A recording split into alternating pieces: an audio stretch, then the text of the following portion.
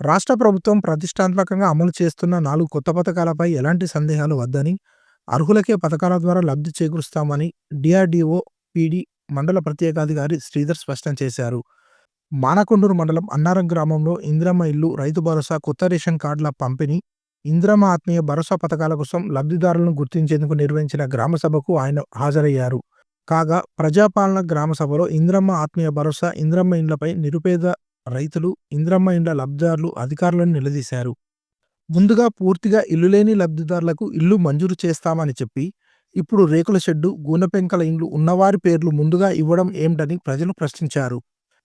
అనంతరం DRDO PD Sridhar మాట్లాడుతూ, రాష్ట్ర ప్రభుత్వం ఎన్నికల సమయంలో ఇచ్చిన మాటకు కట్టుబడి 6 గ్యారంటీ పథకాలను పూర్తి స్థాయిలో అమలు చేసేందుకు సమాయత్తమైందన్నారు.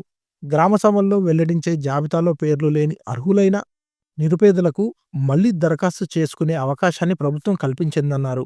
వారి అర్జీలను పురపరిశీలించి తగు న్యాయం చేస్తామన్నారు. ఈ పథకంపై పేదలు పెట్టుకున్న ఆశలను వమ్ము చేయమన్నారు. అర్హులైన నిరుపేదలకు తప్పకుండా లబ్ధి చేకూరుస్తామని తెలిపారు. మండల పరిషత్ కార్యాలయంలో ప్రజాపాలన సేవా కేంద్రాన్ని ఏర్పాటు చేయనున్నట్లు చెప్పారు.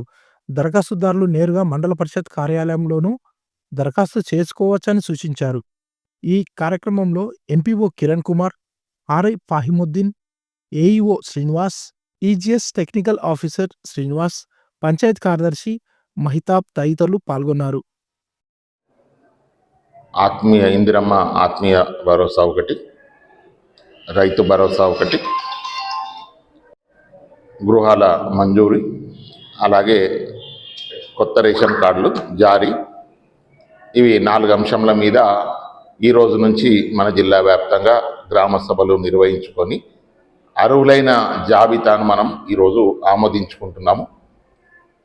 దాంట్లో ఏదైతే జాబితా ఉందో దాంట్లో అభ్యంతరాలు కూడా స్వీకరిస్తున్నాము. తర్వాత సజెషన్స్ కానీ లేదా ఇంక్లూజన్స్ కూడా మనం దరఖాస్తులు కొత్తగా కూడా తీసుకోవడం జరుగుతుంది.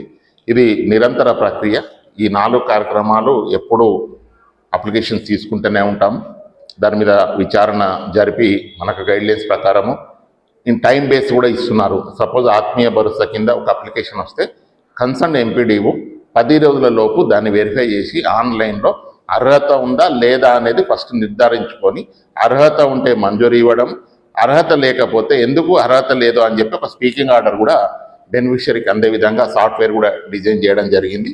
కాబట్టి ఎవరికైనా మిస్ అయిన వాళ్ళు ఉంటే గ్రామ సభలో కానివ్వండి లేదా మండల పరిషత్ కార్యాలయంలో ప్రజాపాలన సేవా కేంద్రాలు కూడా నిర్వహిస్తున్నాము.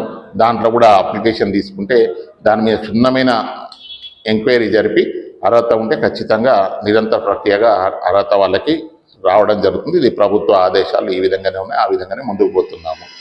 ఎవరు ఒకవేళ రాలేదు అంటే ఖచ్చితంగా గ్రామ సభలో కూడా అప్లికేషన్స్ తీసుకుంటున్నాము. తీసుకొని దానికి కన్సర్న్ గ్రామ పంచాయతీ ఒక రిజిస్టర్ కూడా నిర్వహిస్తున్నాము. దానికి ప్రతిదానికి రాతపూర్వకమైన సమాధానం కూడా ఇవ్వడానికి ప్రభుత్వ ఆదేశాలు ఉన్నాయి.